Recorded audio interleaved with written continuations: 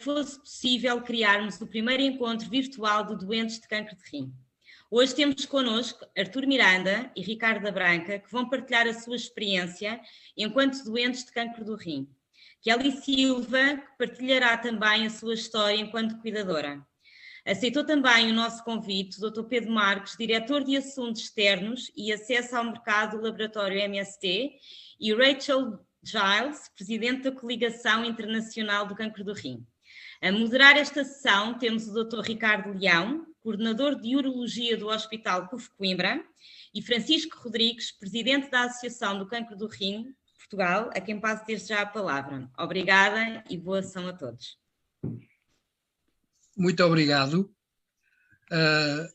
Quero agradecer, sejam bem-vindos ao primeiro encontro virtual de doentes do cancro do rim de Portugal. Welcome to the first virtual meeting of kidney cancer patients from Portugal. Este encontro é patrocinado e organizado pela CUF, a quem desde já agradecemos. Agradecemos também aos nossos convidados pela vossa presença. We thank our guests for your presence. Este encontro vai ser moderado por mim, Francisco, em representação da ACRIM, e pelo professor Dr. Ricardo Leão. O professor, apesar de jovem, tem uma longa carreira nacional e internacional como médico com especialização em urologia, é professor na Universidade de Coimbra e está ligado à criação da ACRIM desde o primeiro momento. A quem passa agora a palavra. Muito obrigado a todos.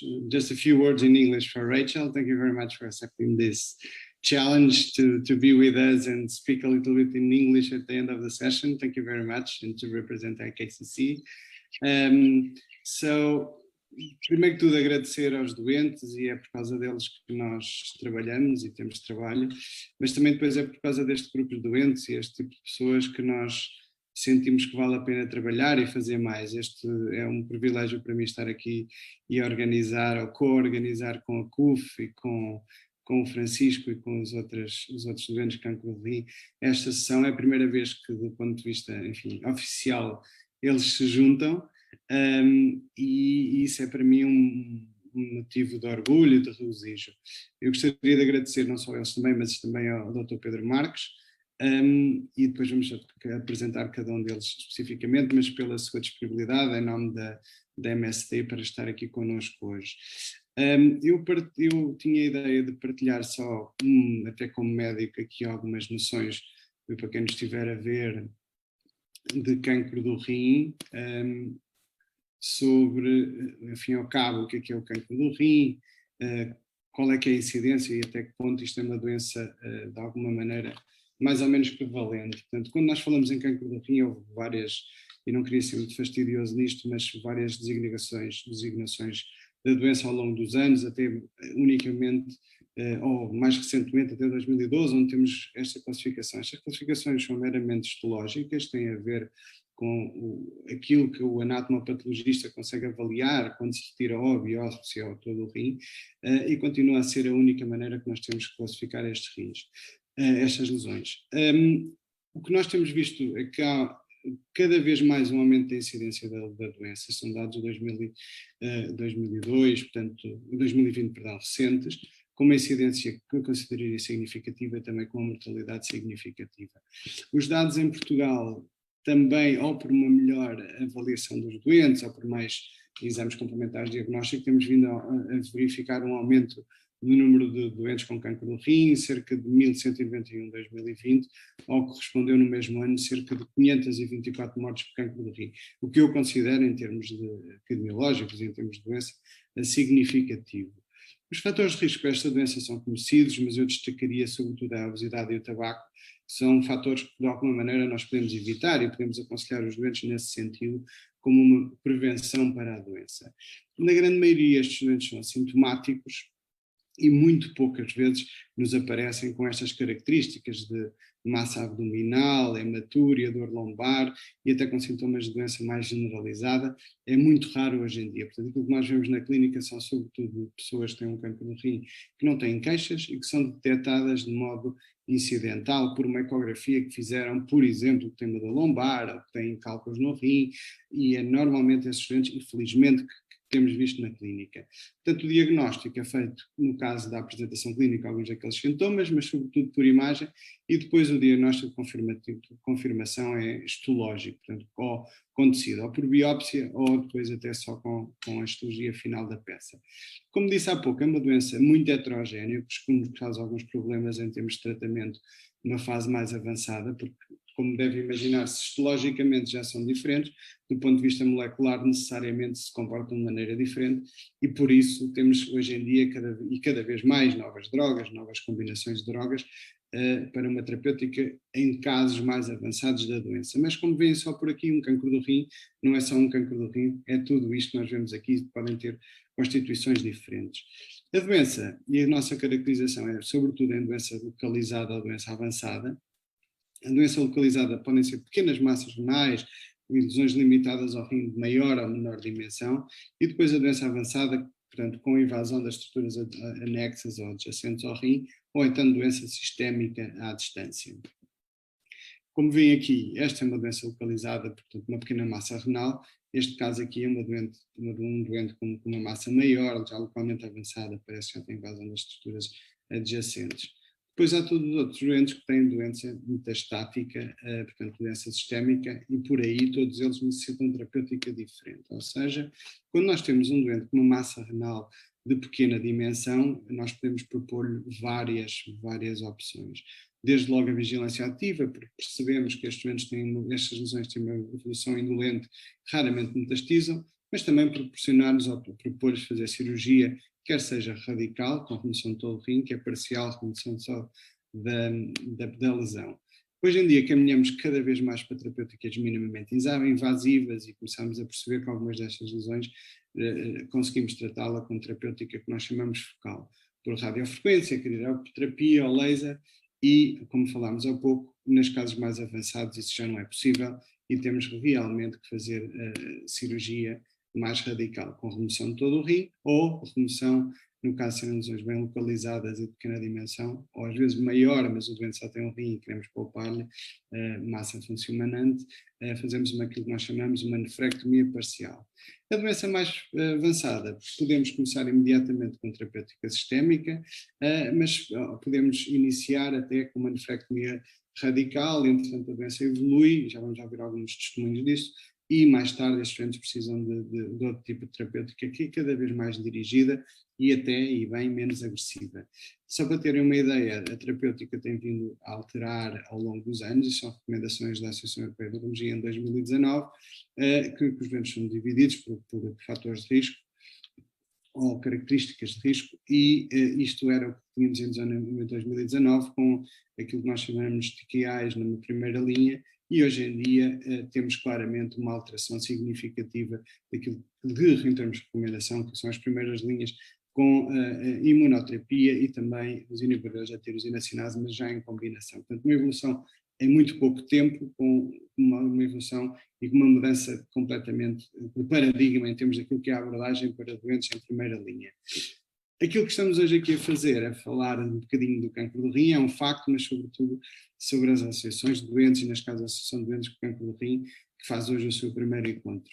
Tudo isto começou há cerca de 2-3 anos, em 2018, quando nós tivemos o privilégio, em conjunto com a CUF e do IKCC, de organizar a primeira reunião de associações de doentes com cancro do rim em Portugal. Isto é uma fotografia de algumas pessoas que participaram, e a partir daqui houve um empenho e um dinamismo que eu acho que é de salientar, de algumas das pessoas que estão aqui e outras, por certo, que estão a ouvir, que fomentaram e desenvolveram esta associação do cancro do rim, que claramente me orgulho de poder, enfim, quando possível, quando pedem, quando também sou útil, de ajudar em algumas das suas ações, mas congratulo pelo dinamismo, pela capacidade de fazer coisas e sobretudo pela capacidade de se ajudarem uns aos outros. Nós hoje vamos ter aqui vários testemunhos, o Artur, o Ricardo, o Kelly, o Dr. Pedro e finalmente a Rachel. E eu agora passaria, obrigado pela vossa atenção, a palavra ao Francisco para a apresentação dos outros testemunhos. Muito obrigado e até já.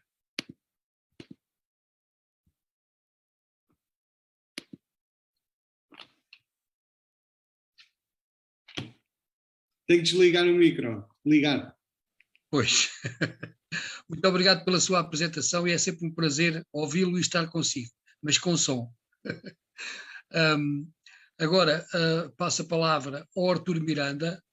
O Artur Miranda é um dos nossos primeiros associados, está connosco desde o início, mas antes queria apresentar a Acerrim. Peço desculpa, enganei-me aqui. A Acerrim nasceu pela vontade de deixarmos de estar sós.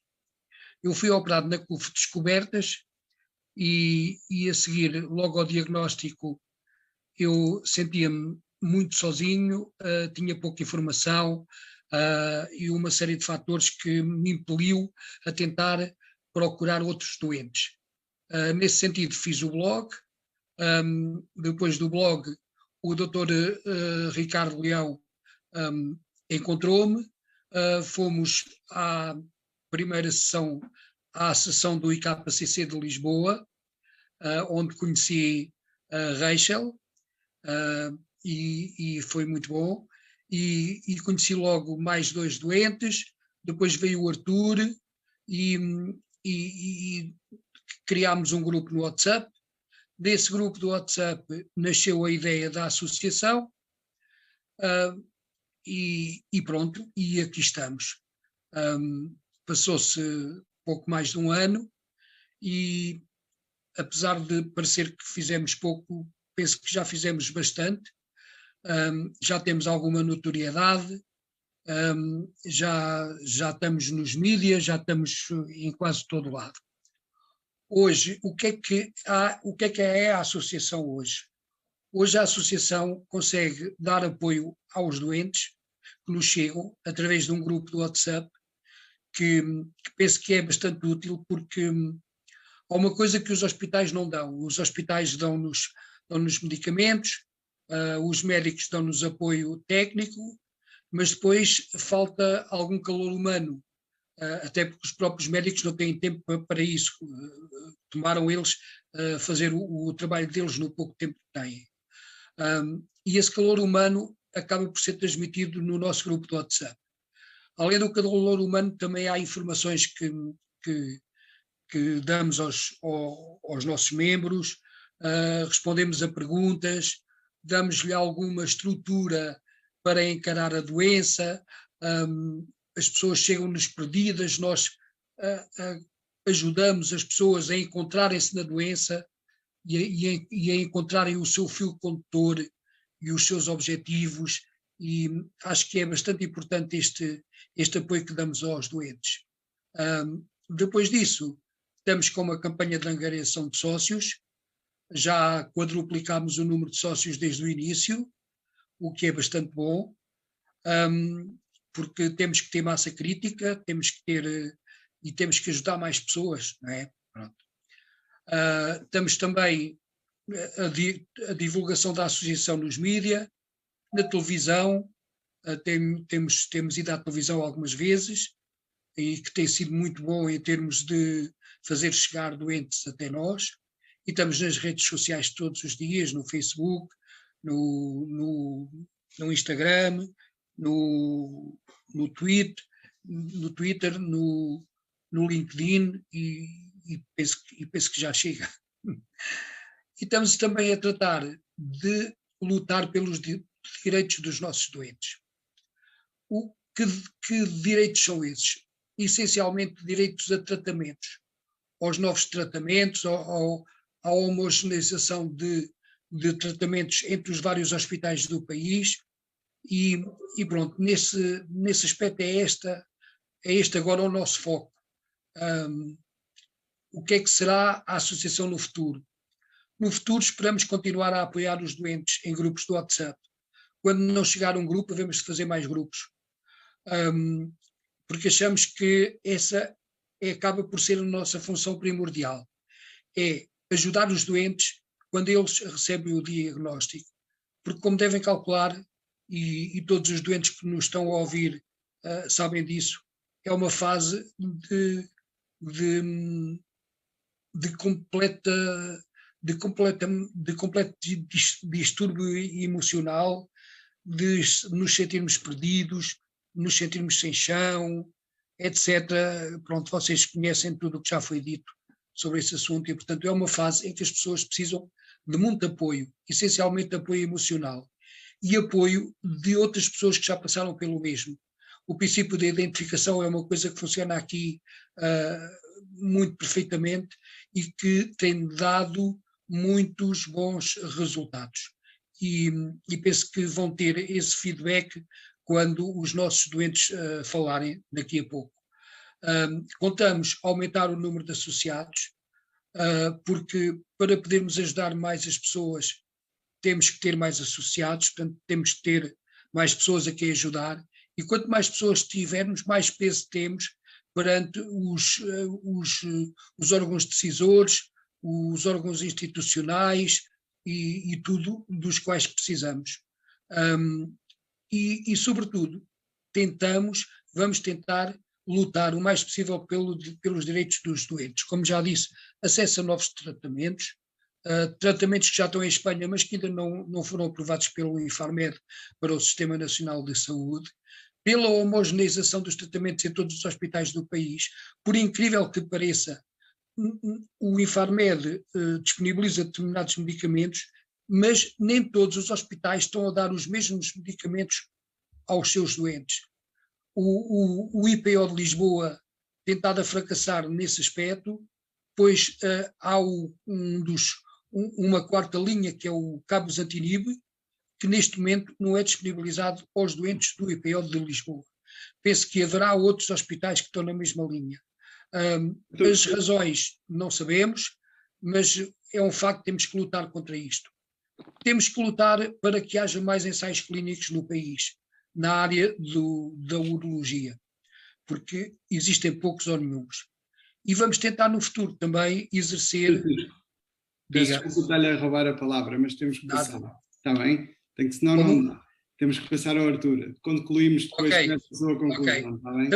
Também já concluí. É só para dizer que a última coisa que vamos fazer é tentarmos ser paciente advocacy. E pronto, e é tudo o que tenho a dizer. Agora passo a palavra ao Artur. Olá, muito boa tarde. É um prazer poder estar com vocês neste primeiro encontro virtual de doentes com câncer do rim em Portugal. Agradeço à CUP e à AC Rim, organização da qual me orgulho em pertencer. Cumprimento daqui desde já todos os participantes, a Kelly, o Dr. Francisco, o Dr. Ricardo Leão, o Dr. Pedro Marques, o Ricardo e a representante do IKCC. Vamos tentar partilhar com vocês aqui a minha pequena história de doente do câncer do rim. Apresentar-vos-ei provavelmente aqui alguns slides para que nos possamos, de certa forma, enquadrar no tipo de cancro que eu tenho. Começou com uns primeiros sintomas aos quais eu de facto não prestei qualquer atenção, não os valorizei. Achava que tudo isto foram episódios esporádicos ao longo de alguns anos e que eram irrelevantes, até que me surgiu um sinal de alarme, que foi um episódio de hematúria, no qual, isto em setembro de 2017, o qual me levou a recorrer ao médico. E dessa consulta mandaram-me fazer uma data de exames, entre os quais radiografias, ecografias e análises. E na ecografia que fiz em outubro de 2017, obtenho a indicação de que devo fazer um TAC. Fiz o TAC no próprio dia, aqui no hospital de Viana do Castelo, que é onde eu resido, e obtenho o diagnóstico. Seria uma volumosa neoplasia no rim direito, com sinais de metastização pulmonar. Perante esta situação, e como aqui no Hospital de Viana não existiam condições para depois me acompanharem no tratamento futuro, reencaminharam-me para o Hospital de Braga. E em boa hora o fizeram. No espaço de um mês foi submetido a uma nefrectomia radical direita e correu bem. O pós-operatório também foi sem qualquer tipo de complicação. Passado algum tempo, no máximo 2 semanas, veio o relatório de histologia em que dizia que teria o carcinoma das células renais grau 3, com possível invasão do sistema linfático. E daí estou submetido, faço novos taques para confirmação e fico a saber que tenho, portanto, metástases em ambos os pulmões, um nódulo na suprarrenal, no fígado e 2 nódulos no rim esquerdo.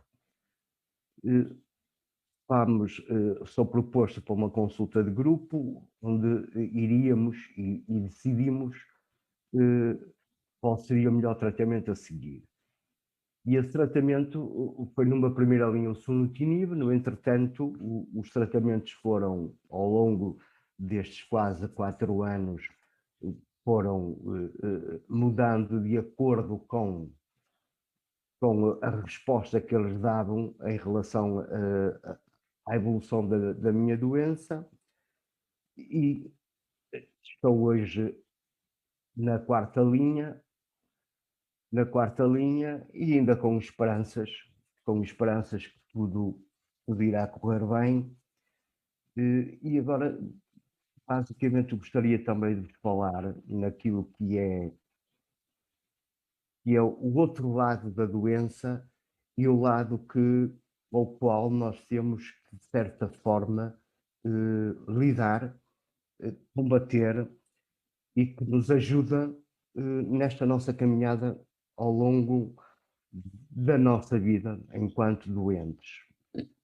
E esses fatores, quanto a mim, da melhor forma de nós lidarmos com o cancro do rim, que só por si, como compreenderão, é desgastante, tanto para mim como doente, como para a minha família que me acompanha e para todos aqueles que nos rodeiam.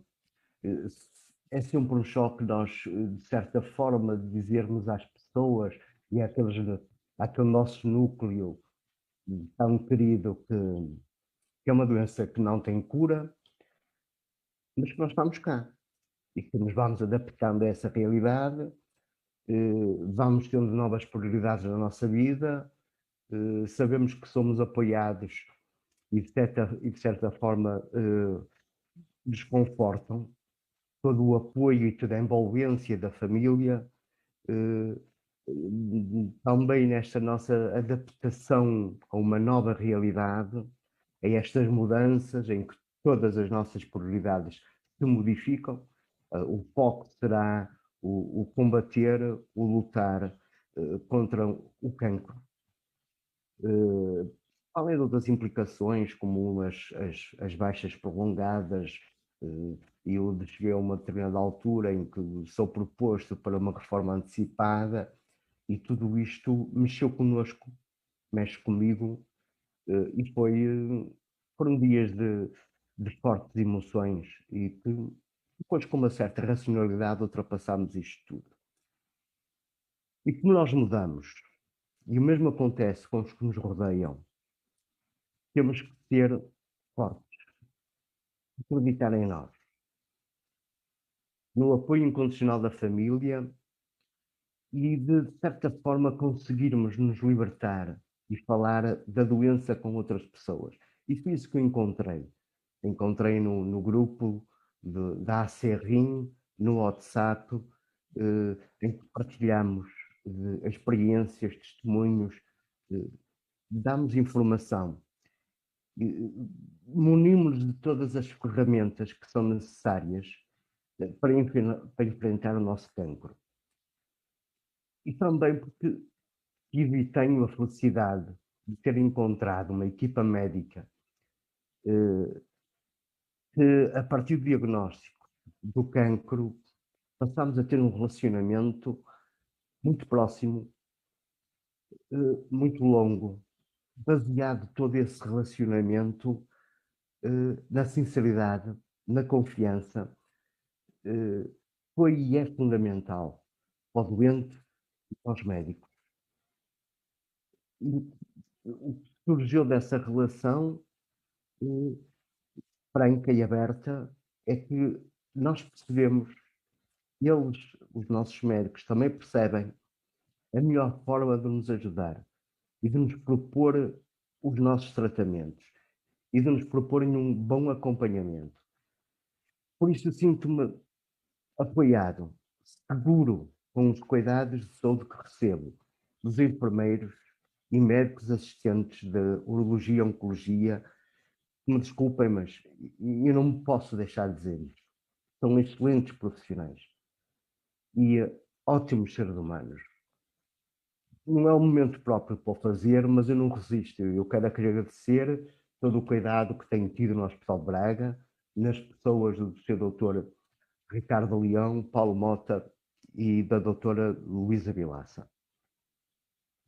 E ao me sentir que neste percurso não estou sozinho, tenho mais gente comigo, partilhamos,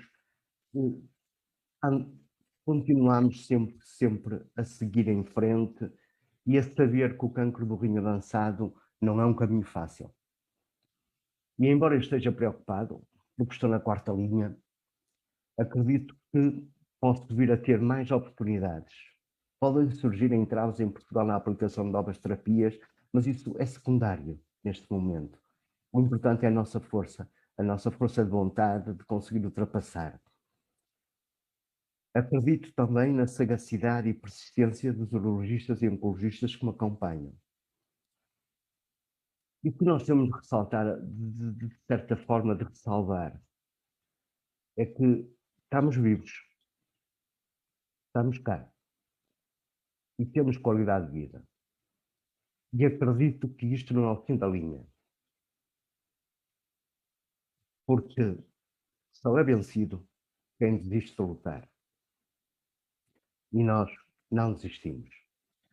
Agradeço a todos o tempo que me dispensaram e muito obrigado. Micro. Sim. Francisco, tenho que ligar o micro. Mais uma vez, peço desculpa. Não há de ser o fim da linha, Artur. Ainda cá havemos de andar muitos e bons anos, se Deus o permitir. Aí há de permitir com toda a certeza. Agora passo rapidamente a palavra ao Ricardo da Branca, que é um doente de cancro de rim, localizado, felizmente para ele, e que nos encontrou. Peço que me responda como é que nos encontrou, como é que encontrou a Asenri. Ora, boa tarde a todos. Eu encontrei uma pesquisa que fiz no Google.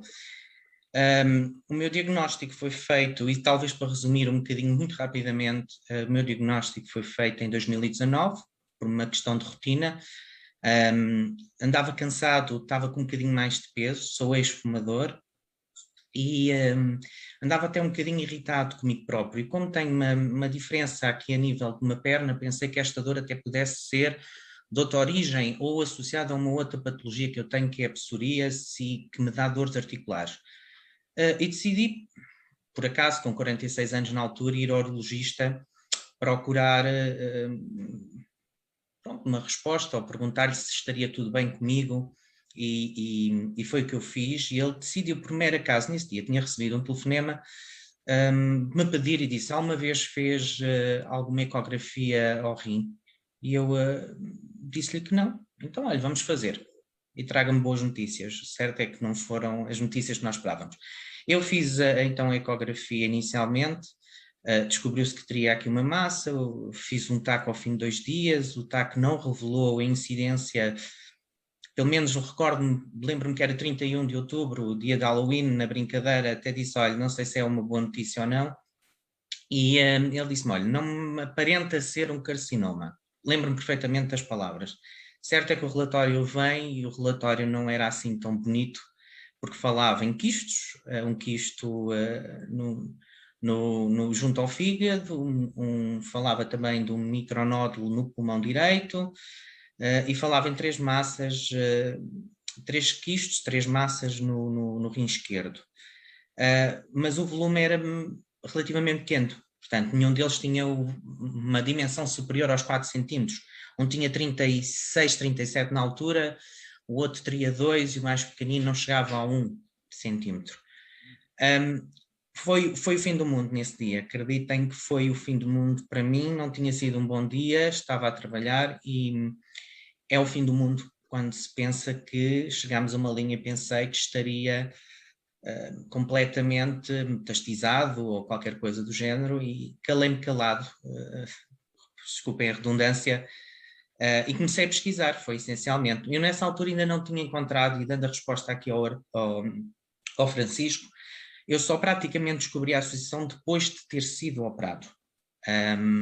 Foi quando eu quis voltar a pesquisar, porque no meu processo, e querer-vos partilhar um bocadinho, no meu processo eu tentei tranquilizar-me.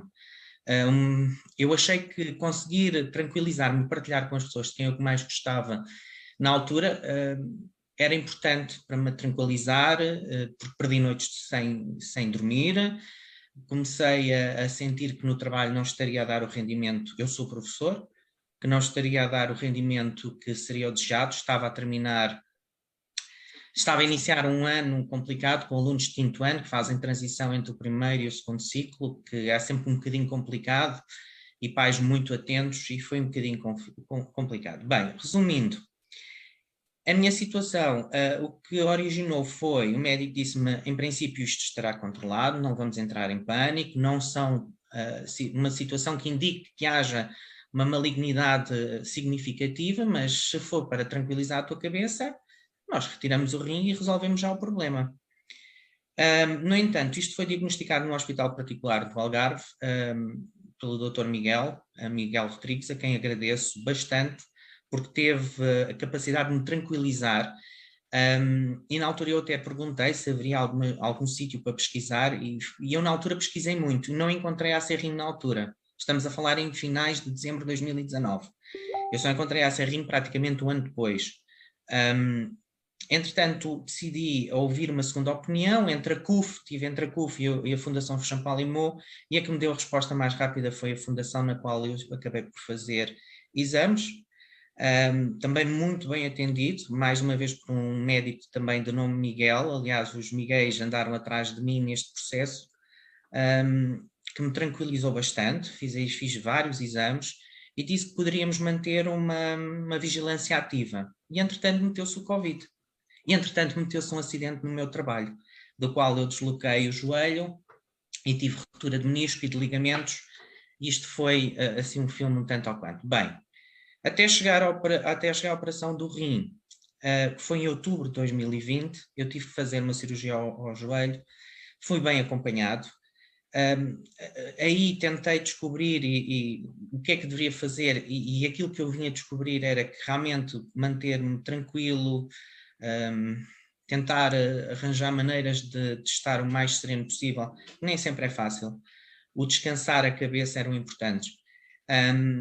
E quando definitivamente consigo recuperar de tudo e sou operado em 28 de outubro, um ano precisamente depois de ter sido feito o diagnóstico, o médico sempre me deu a garantia que estaríamos dentro de um tempo limite de observação, porque eles não cresceram, portanto os tumores não cresceram. Tinha os 3, portanto fiz uma tumorectomia renal múltipla, havia a possibilidade de não conseguir tirar robótica, a possibilidade de não retirar o nódulo mais pequeno, devido ao tempo que teria sem irrigação sanguínea, mas certo é que o médico, quando sai do recobro, diz-me que estávamos de parabéns. Mas as notícias foram no dia a seguir, quando me diz, mas 2 das peças tiradas não tinham assim tão bom aspecto. E pronto, foi esperar uma semana até obter o resultado, e tenho um carcinoma papilar tipo 1, não metastizado, felizmente, não é? Sou daqueles que parece que o prognóstico pode ser um bocadinho mais risonho, E é aí que eu acho que comecei a pensar, mas isto não termina aqui, porque não havia informação. E eu aqui apelo essencialmente aos médicos, é muito importante que a associação seja conhecida, que seja partilhada. Eu inclusive falei na altura com algumas outras instituições para saber, e foi quando descubro por acaso a ACRIM e falo com o Francisco através de mensagem. E diga-me uma coisa, qual é o papel neste momento da ACRIM na sua vida e na sua doença? Em que medida é que a ACRIM o tem ajudado? Francisco e os participantes, acima de tudo, tranquilidade. Eu sinto-me mais tranquilo por ouvir as vossas histórias, saber que existe neste momento uma inovação bastante significativa em termos de tratamentos, saber que vocês estão cá, vocês iniciaram um percurso muito importante para todos nós. Eu não sei o futuro, ninguém saberá, não é? Mas sei o que me espera, o que me pode vir a esperar se um dia tiver que procurar mais respostas. E isto sim, é importante dizer, tranquiliza-me bastante. Eu consigo estar mais descansado neste momento, sabendo que existe tratamento, saber que isto não é um fim de linha, como o Arthur disse, nunca é, nem mesmo quando temos um diagnóstico, e o Francisco sabe também, mas estou tranquilo, acima de tudo estou muito tranquilo e sinto-me apoiado. E quando tenho dúvidas e quando preciso de alguma coisa, sei onde procurar a ajuda. Portanto, a ACRIM entrou na minha vida, apesar de inicialmente ter sido confrontado com muita informação que me assustou um bocadinho, diga-se de passagem, mas tranquilizou-me. Acima de tudo, sinto-me tranquilo. Ok. Muito obrigado pelo seu testemunho. E agora passo à Kelly, que é cuidadora do pai, que ela vai nos contar a sua história agora. Olá, boa tarde a todos. Agradeço imenso o facto de estar aqui. Eu estou muito nova neste mundo, neste mundo em que estamos agora inseridos. A situação que eu vos estou a contar, que vou contar, é a situação do meu pai, porque eu estou aqui como cuidadora dele. O meu pai era um homem com 71 anos, quando foi detectada a doença. Era um homem que sempre trabalhou, um homem muito ativo, completamente independente, autónomo, com uma vida incrível e nunca teve doenças, não tomava medicação para nada, portanto, era uma pessoa considerada saudável. Até que chegou uma altura em que o meu pai começou a perder muito peso. Muitos choros durante a noite e isso leva a alguma preocupação. Ao início, relativizou-se um pouco, porque também não era por perder um bocadinho de peso que não lhe fazia também grande mal, mas depois começámos a perceber que ele deixou de ter controle sobre essa perda de peso. Convencemos-lo com alguma dificuldade a ir ao médico, a ir à PUF de Santarém, que é neste momento o hospital privado mais próximo de nós, e fomos às urgências à PUF de Santarém. Chegámos lá, contámos então a situação à doutora que nos atendeu e a doutora fez uma análise ao meu pai e nessa análise foi logo imediatamente detectada uma infecção. Com essa infecção, portanto com esse resultado, a doutora decidiu fazer uma TAC com contraste. E foi exatamente nesse dia, no dia 13 de março deste ano, portanto estamos a falar de uma situação muito recente, foi diagnosticado um tumor no rim direito, com o meu pai, já metastizado. Nós saímos do hospital muito atrapalhados, porque não sabíamos nada sobre esta doença, nem sequer nunca tínhamos ouvido falar. Tentámos digerir as coisas com alguma calma, tranquilidade.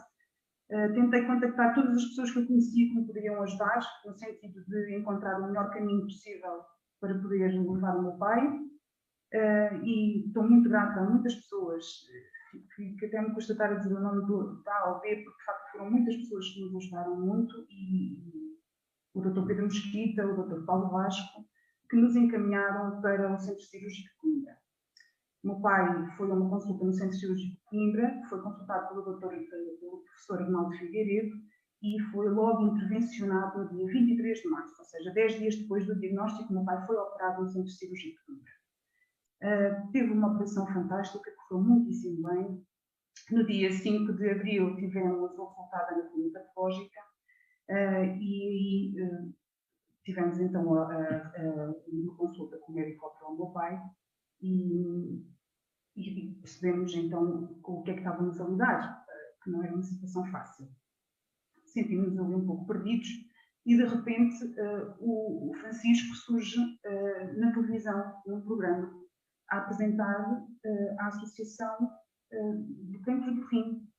E eu nunca tinha ouvido, nós nunca tínhamos ouvido falar, e de repente, como é que na altura em que nós estamos a lidar com uma situação destas, ouvimos aquilo que precisamos mesmo de ouvir, portanto, aquilo que precisamos que nos vai ajudar, aquilo que nos vai aqui orientar. E entramos logo em contato com o Francisco, eu e o meu irmão, por acaso começámos logo a falar com o Francisco, que fez a gentileza de nos acalmar, acolheu-nos na associação,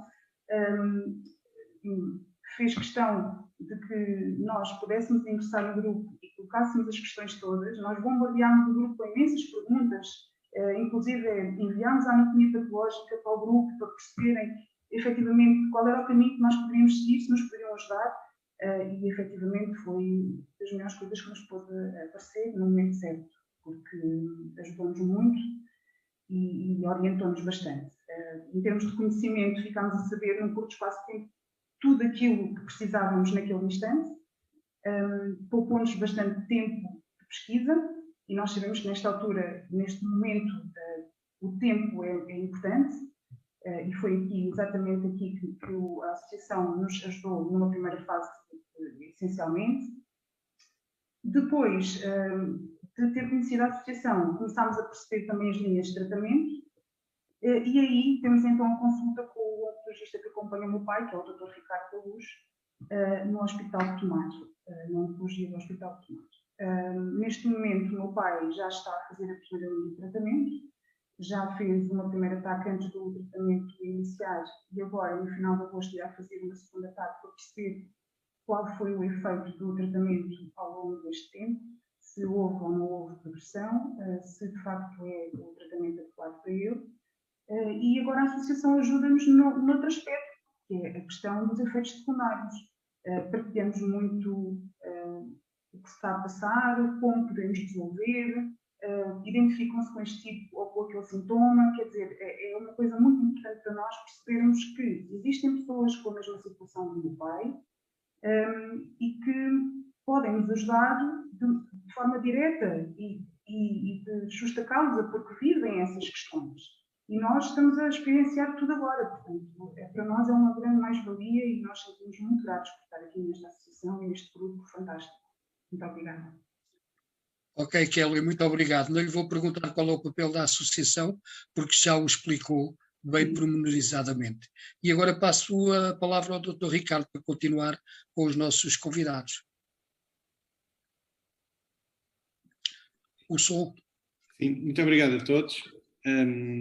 Obrigado pelo vosso testemunho, que para mim não só é importante naquilo que é o testemunho de alguém que tem doença, alguém que cuida de alguém com doença, mas também naquilo que pode ser as mais-valias, que às vezes é difícil. Há pouco dizia o Ricardo que os médicos têm que ter um papel de incentivar a isto. É verdade, mas acredito que é difícil nós falarmos, é difícil convencer um doente ou uma pessoa que nós diagnosticamos que que é fácil e melhor para ele, ou melhor para a sua saúde até, e que o vai ajudar com dar um número de telefone de alguém. Já fiz isso algumas vezes com o Arthur e temos essa experiência, algumas pessoas aderem, outros não.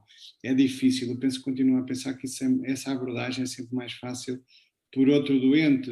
Resta saber qual é o espaço das associações, isso é uma coisa importante, resta saber qual é o espaço das associações dentro dos hospitais, de que maneira que essas associações com doentes podem, de uma forma direta, falar com as pessoas recém-diagnosticadas e com a família. Por isso é sempre difícil, isto é algo que temos de trabalhar, até podemos perguntar isso depois à Rachel, que tem essa experiência também. Eu agora queria apresentar, e com algum orgulho também, mas com muito prazer, o Dr. Pedro Marques. O Dr. Pedro Marques é diretor de Public Affairs e Market Access da MSD. em Portugal, portanto, uma indústria farmacêutica. Ele tem formação em gestão, pós-graduação em gestão de unidades de saúde, o que é uma coisa importante para nós, uma especialização também importante em gestão de cuidados de saúde primária, porque muitas vezes quem depois muitas vezes recebe estes doentes numa segunda consulta até neurologista, não é um oncologista, é mais um médico de família, e por aí é importante. E é com muito gosto que nós temos que perceber que esta associação ou estas simbioses são importantes entre cuidadores, doentes, profissionais de saúde e indústria. Todos estes players se calhar começam a ter que ter um papel em conjunto. Portanto, é com muito prazer. Eu tenho aqui algumas questões e basicamente depois também vou assistir aos seus comentários, mas o que temos visto, infelizmente não muito em Portugal, mas é um crescimento do número de associações de doentes, enfim, com alguma preponderância em alguns países, sobretudo norte-americanos.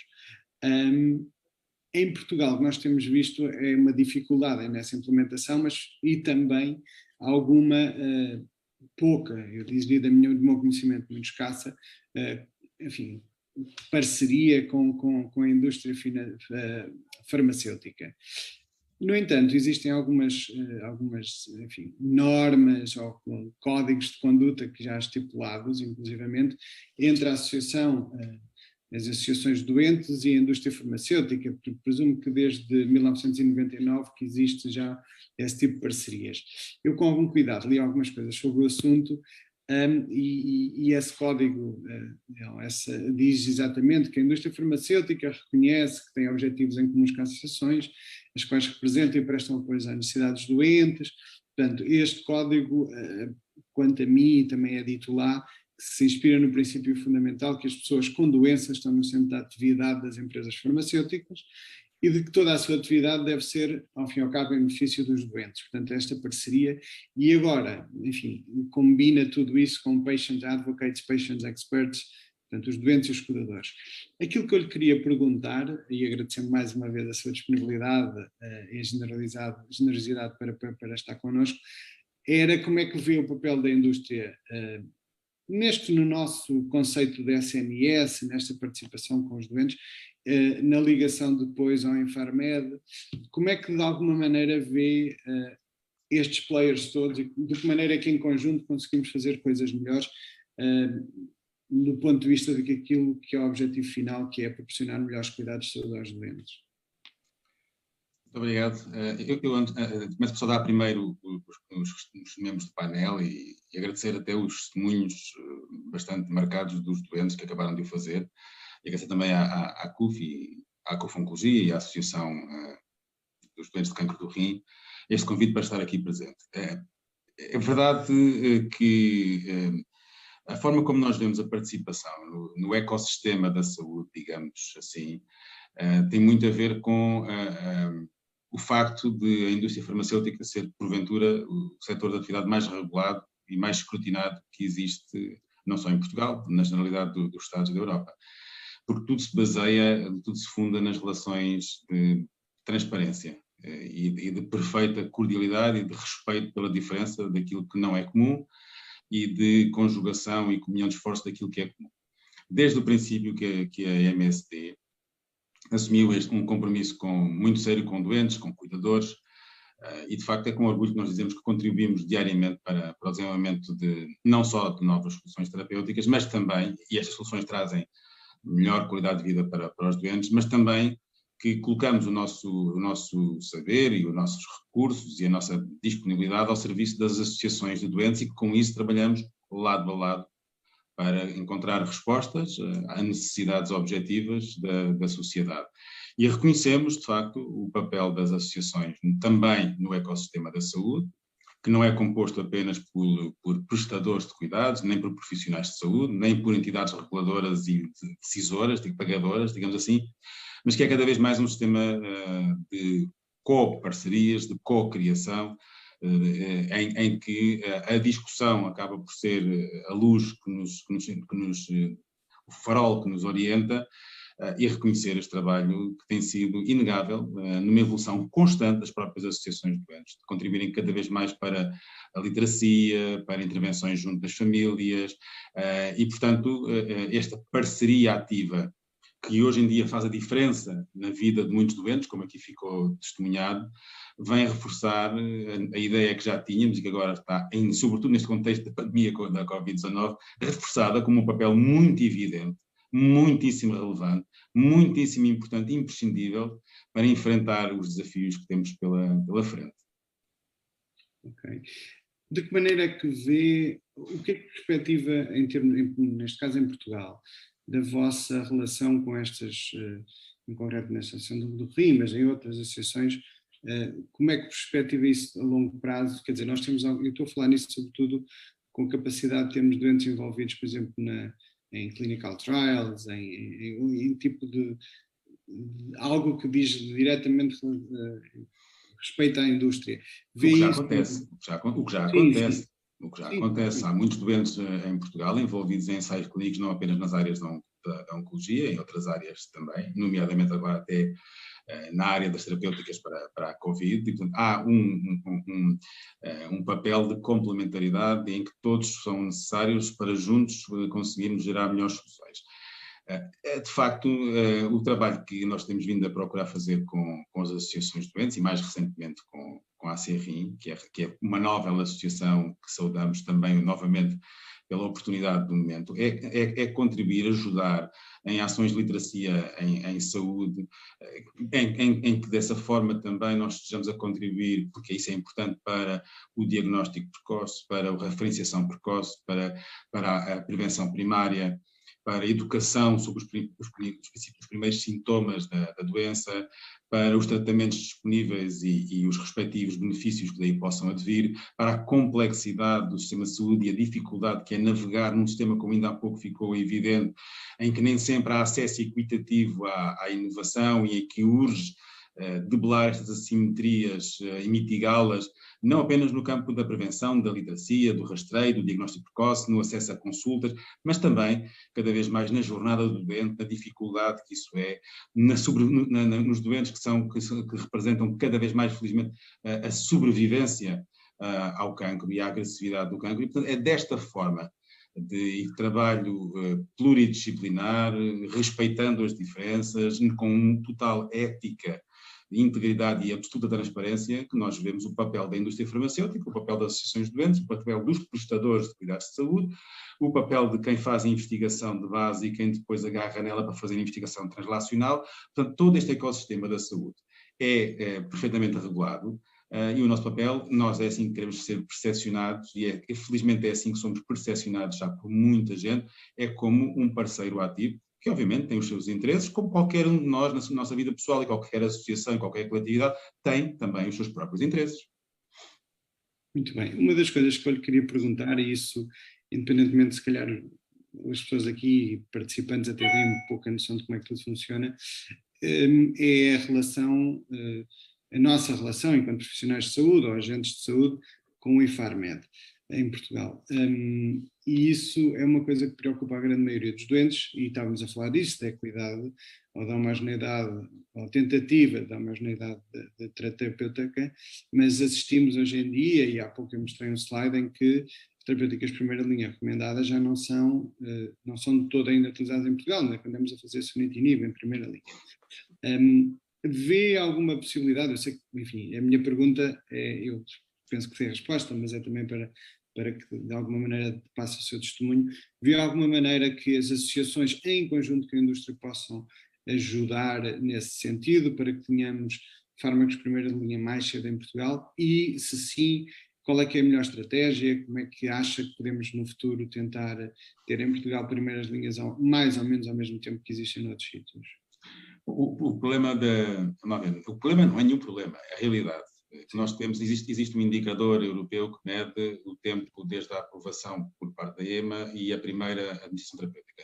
É um indicador, chama-se Weight Indicator, e mede, em média, o tempo que a inovação demora a chegar aos vários países da União Europeia, aos 27, e depois distingue entre medicamentos gerais, medicamentos oncológicos e os órfãos e pediátricos. Temos aqui 3 categorias de medicamentos. A realidade, e esta é a realidade, na certeza de que o IFARMED procura que a inovação seja disponível aos doentes, é que nós temos um tempo de aprovação maior, nós comparamos mal com a média da União Europeia. Nós comparamos na cauda mais alongada dos tempos de aprovação. Esse é um facto. O segundo fator é que nós temos dois tipos de acesso. Temos o acesso, que é o financiamento, o reembolso por parte do Infarmed, mas como dizia há pouco o Francisco, depois temos o acesso por parte das unidades hospitalares. E temos aquilo que é a realidade da menor equidade no acesso à inovação, que é assimétrica no país e não tem a ver com o facto de ser um centro de excelência ou um centro menos diferenciado. Tem a ver com opções clínicas internas que muitas das vezes demoram a que haja uma democratização universal e atempada, justa e equitativa em todo lado ao mesmo tempo. O papel das associações de doentes é precisamente este.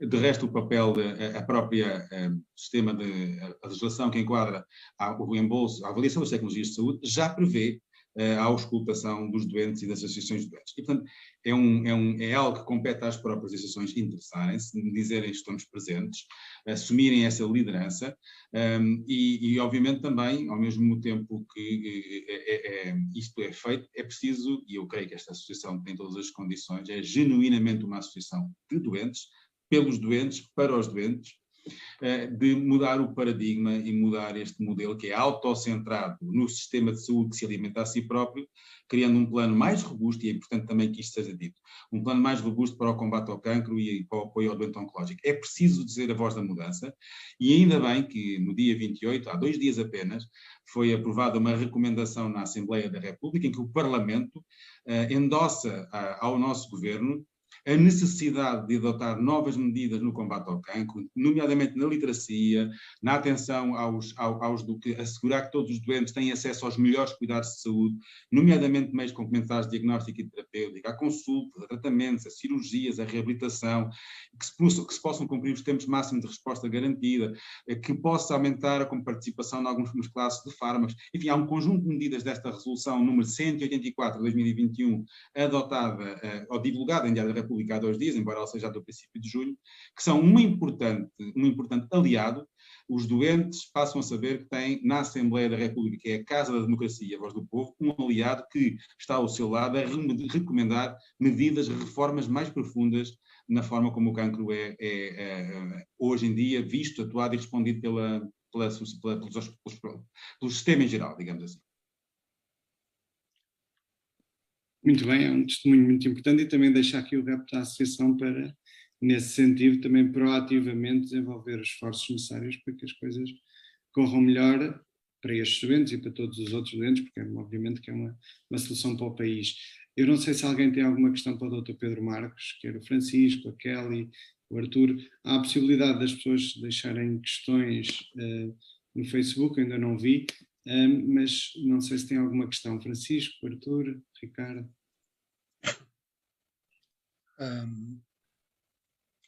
Não, pronto, nós temos estado também em conversações com a MSD e eles têm nos ajudado bastante, inclusive no site e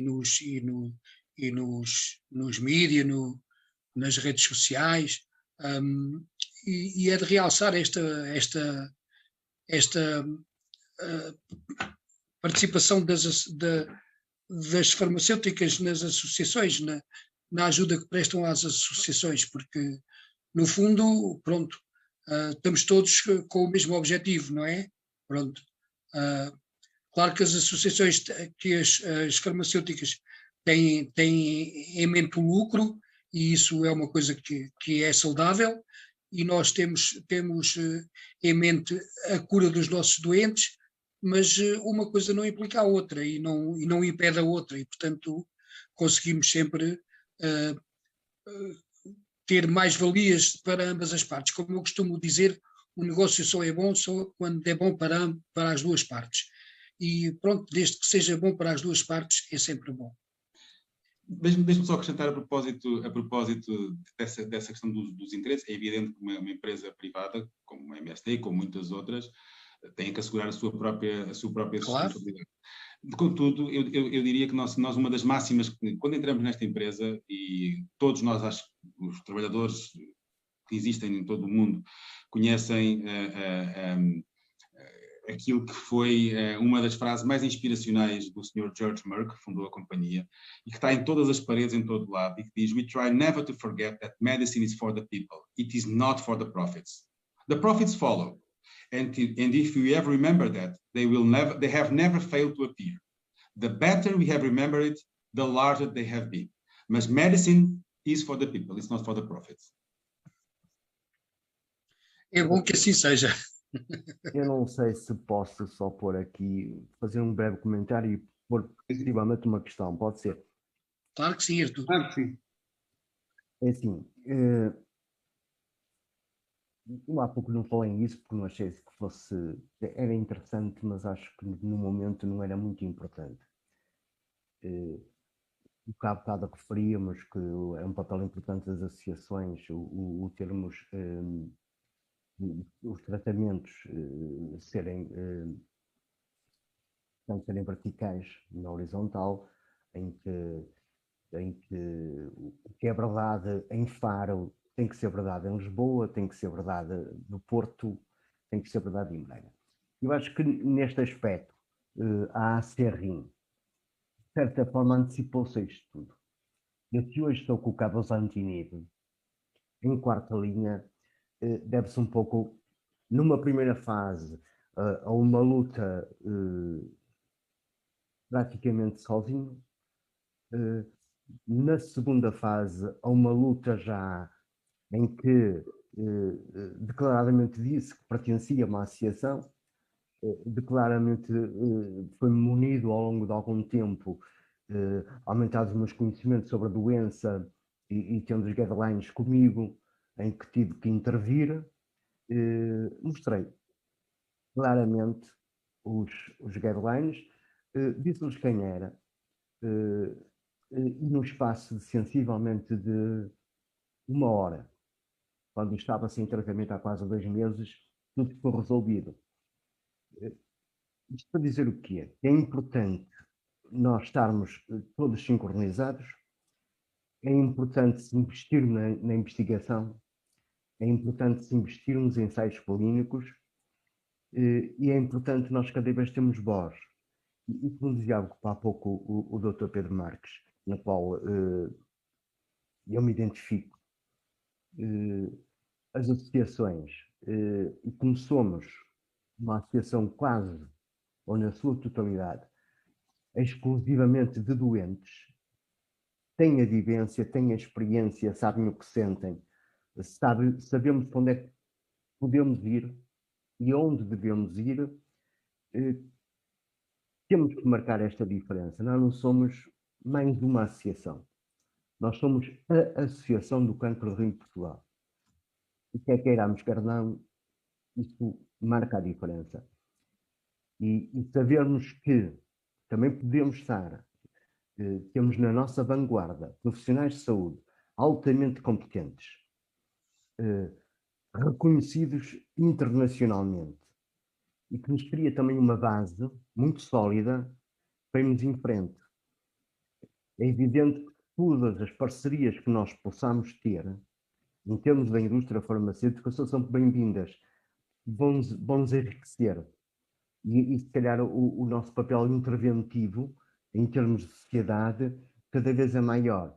E acho que quando todas estas energias se juntam e unem, necessariamente o resultado final terá que ser mais vida, melhor vida e mais anos.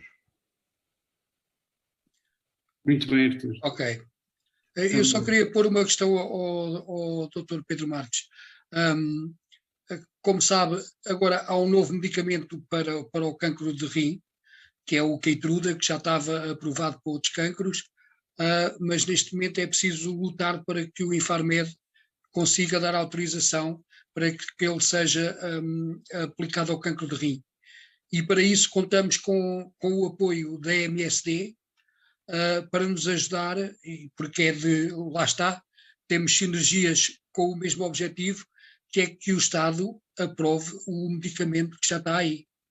E, portanto, contamos com o apoio da MSD. Do nosso lado estamos a fazer tudo por tudo para que tão breve quanto possível isso possa ser uma realidade. Ok. E tem alguma ideia do do tempo que isso vai demorar? Não... É uma das áreas das quais eu não devo alongar. Claro, Estamos por razões que deve compreender. Claro. Mas o objetivo é o mesmo. Claro, ok. Quanto mais rápido possível. Obrigado. Ok, doutor Ricardo Leão, então pode continuar. Eu vou só ler aqui uma pergunta que acho que é pertinente e vem no seguimento disto. O Arthur e o Francisco não falaram muito nisso, mas nós temos uma Liga Portuguesa contra o Cancro e aquilo que é uma pergunta que aqui é a pouca influência da Liga Portuguesa contra o Cancro no processo legislativo, concretamente naquilo que é a regulamentação dos fármacos.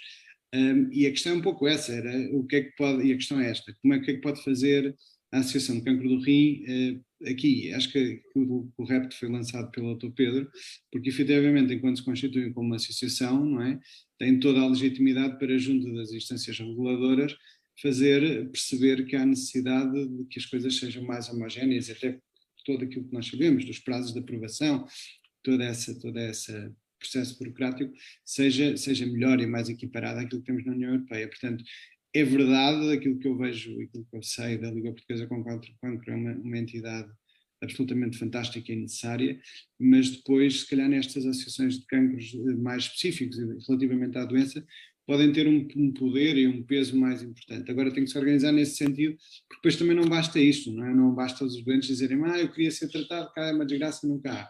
Se há uma associação, a associação serve-se exatamente para isso, para junto das entidades reguladoras dizer, nós representamos X doentes no país inteiro, não é? Que são 1.190 por ano, morrem 500, quer dizer, porque é que vamos aqui trabalhar nesse sentido e ajudar-nos uns aos outros? Obviamente que as coisas não vão estar prontas amanhã, mas esta influência ou o facto de aparecer e fazer e dizer que existe e tentar regular as coisas de maneira diferente é bom para toda a gente e as palavras do Dr. Pedro traduzem exatamente isso. Okay, so now we are moving forward and it's my pleasure to introduce you to Rachel. So she's a medical doctor and she's, in my opinion, one of the responsibles for us to be here today because she was one of the persons that decided to come to Portugal to do the IKCC in 2018, the world meeting. I was invited by Rachel and Dr. Jewett at that time, and I just tried to collaborate. But since that time up to now, things seems to all of us are going forward, and people are getting together and getting more patients and working. And I think this meeting shows exactly what I'm saying. So Rachel is, I believe, the chair of the IKCC. She's also an associate professor of internal medicine at the University of Utrecht, I believe, in the Netherlands. And she works also at the publishers for different medical education as well. And she's part of the panel for the guidelines for kidney cancer at the European Association of Urology. It's a pleasure for us having you here, and thank you very much for your time. So these last 10 minutes are for you, Rachel, but what we would expect from your talk today is to tell us about IKCC and how do you foresee the IKCC and kidney cancer, national kidney cancer associations in the world, and what can we expect from it? Okay, thank you very much, Rachel. Obrigada. I'll just speak slowly, so tell me if you can follow. Can you see my screen? Yes. Except I'm going too fast. Here we go. Where is the beginning? Here we go. So I wanted to talk about this organization we run. So I am an expert patient advocate. I was diagnosed myself in 2008. And since then, I've dedicated a lot of my time and effort outside of my job to running this kidney cancer network, which I think is really taking a place where there wasn't one before. And I hope I can do that. I'm in Amsterdam, the Netherlands right now, and it's a rainy day here. So I wanted to talk quickly about just one slide for each of these things. So why are patient organizations so important for kidney cancer? And then what is the IKCC? What can we mean for you? What is I wanted to give two examples of big projects we do that would probably not be possible for smaller organizations to run. Did you want to translate, Ricardo, or should I just speak like this? No, just speak. It's perfect. Thank you. So kidney cancer it's really important that patient organizations are there for the patients, because usually this disease is diagnosed by accident. And that means that people may have gone to the doctor for a different reason. And then they come home, maybe they had a cough or a problem with their lungs, and they come home with the cancer diagnosis, which they did not expect. And that means it hits them like a truck. It's very, very hard to absorb, more than other cancers where other people may have had symptoms. There are usually no symptoms. I saw that Artur did have blood in his urine, but often that's not the case. People just have no idea that they're sick with kidney cancer. It can also be confusing because you are often seen by different types of doctors. Either a urologist or a medical oncologist might be treating you, and it depends on so many factors with the stage of your disease. And so it can be very difficult to understand the information that you're getting because it's coming from all sorts of different places. And the psychological impact of this disease is quite hard. And partly it's because people don't really know much about kidneys. They don't, with breast cancer, you know where the breast is, it's a little bit more obvious, but with the kidneys, a lot of people don't even know where the kidneys are in the body. It's a difficult organ to sort of understand. And patient organizations are very central in organizing the education and the understanding for the patients, but also for the doctors, in trying to tell them what the patients are, what is good about the care, what could be better about the care. And so patient organizations for kidney cancer are very, very important, and that patients get a chance to speak to each other, much like what is happening today. I'm very impressed. It's a tremendous honor to be here today at this first meeting. And I see there were 43 participants. That's amazing. So the IKCC, the International Kidney Cancer Coalition, we're just an umbrella organization. We're a big network of the kidney cancer organizations around the world, including yours. And so this is just a world map. We have currently 47 organizations that are part of the kidney cancer network. And collectively, we represent about 1.2 million kidney cancer patients around the world. So when you talk about patient advocacy and what patient organizations can do, typically they provide patient support, and that's very important. It's the beginning of every step. But then ultimately, you may be able to want to shape health and regulatory policy. And of course, you want to make sure that there's some research going into your disease so that there will be improvements in the care. And those last two things are often kind of a big step for a small local or national patient organization. So more or less, we think there are three types of organizations that are supporting kidney cancer patients, but this is true for any cancer.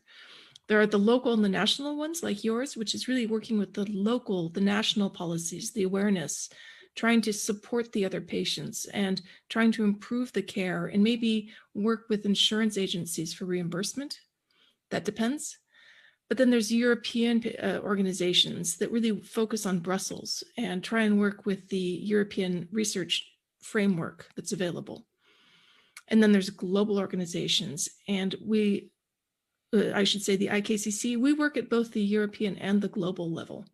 We are a European organization, so we are connected with the other European organizations, and we also do some work with Brussels, but we try and stay focused on the global picture, because if you're a kidney cancer patient in Africa, you probably don't have any care for metastatic kidney cancer except for pain relief. And so we work with some element of what you can do where you are and how we can help those patients also live a better life. So one example of a large project that we can do that maybe a local organization couldn't ever do was we just ran, just this year, a large global patient survey with over 2,000 patients that answered this survey in 41 countries. We put it out in 13 different languages, and there were all types of patients. And we got a lot of data about what patients find are problems in getting care, what they have, whether they understand their disease very well, where their questions are, but also really important pointers of where research can go in the future. And so one thing a group like IKCC can do is then take this report and tell the doctors, this is what the patients want. And that's something that is a different type of experience than the doctors telling the patients what they need. Another big project that we do, I'm just taking two of our bigger projects, is the World Kidney Cancer Day. This is something that we just started 5 years ago. And it's an opportunity to talk about a certain subject in kidney cancer. And in this year, we talked about, this was just last week, we talked about psychosocial, so psychological problems. How do you feel? And that's partly because of the COVID-19 pandemic have really isolated patients, have made them very anxious about how they could get care and whether their care might be interrupted or altered. And we have been flooded with about 400% more questions than we ever have in previous years. So we know that there's a lot of anxiety and uncertainty among the kidney cancer patients with regard to their care because of the COVID-19. So we felt that this was a very important topic to approach and talk about how you are feeling. Oops. That was really my last slide. This is, I think Ricardo already showed this. This is a picture that we took of all the different groups.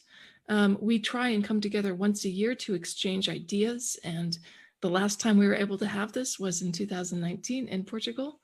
And oh, sorry, was it 2000? Yes, it was 2019. And we look forward to doing this again next year. We don't know where yet, but this coming year again, it'll be a virtual meeting in September. But we look forward to seeing you at some of these meetings. Thank you, Rachel. Thank you very much for your talk. It's always nice listening to you. I'm happy to take any questions if there are any. Okay, so I just want to tell you that, so we have 40 participants here, but we also have more than 40 at Facebook, so which is wow. Great, which is good. So I don't know if any of you have questions. I have some questions for you as a doctor. So one of the things that it's difficult for me as a doctor is to approach the patients. So I worked in Canada, I worked in different places where outside the door, the office door, we have patients from patients association that at the same time they start talking to the new diagnosed patients. Yeah. Here we don't have it. And also I always have this difficulty in trying to show to the patients that there are benefits on being associated with other patients. So at least for me, do you have any advice? What should we do? And for the patients association. So it's better for us to have someone in the hospital, or how do you see that we can engage patients in a better way? Because I see, I don't know many, but let's say 3-4 new diagnosed kidney cancer patients every other week, maybe. And just few of them believe on my words. And I don't know if it's my problem, but I think your experience is also important for us, as for me as a doctor, but also for the patients here. What we've learned is really that it's very specific to the country and the cultural needs of that country. So pretty much what's true of everyone is the first thing they'll do when they hear that they have kidney cancer is go to the Google and in their language. And it's a big comfort already to see that there's an organization that gives you information in your language. That is already a huge step. So you mentioned Dr. Jewett earlier. He always makes it's like almost a joke, but it's not really. It's something we're aiming for. Is he wants to set up Kidney Cancer Mongolia. There should be in every country a website with the basic information in the local language. And so we're making a huge effort to actually find kidney cancer doctors in every country of the world. It's called the Global Dashboard Project, where we can get this information accurately translated and onto a website that we will provide. So that's the first step, is who do I contact? And I want information, basic information that is medically accurate in a website in my language. So that's just a very basic thing. And I think that indeed you can give lots of information as a doctor to a patient, but they're already overwhelmed. They're sitting in your office and they're terrified. And hopefully they've been able to bring someone with them. But for example, the last year and a half, that hasn't been happening because of COVID. So people can't bring a family member with them or a friend or a partner. So it's been very stressful for patients that way because they have to rely on information from different sources. And that's why I think meetings like this are so important, and hearing from other patients. And, thank goodness Zoom is so good, or Facebook. I mean, it offers a lot of technical possibilities for connecting with other patients that seem a little bit more normal. And distance and travel isn't an issue. So I don't know. I think you're doing all the right things.